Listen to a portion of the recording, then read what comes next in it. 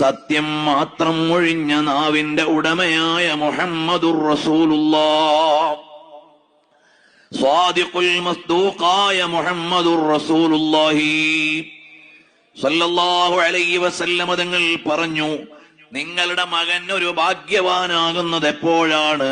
നിങ്ങളുടെ മകൻ ദീനിൽ ഒരു പണ്ഡിതനാകുമ്പോഴാണ്.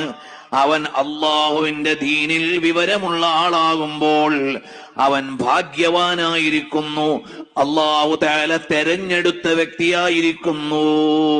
അല്ലാതെ മറ്റൊരു പദവിയും അത്രത്തോളം എത്തുകയില്ല.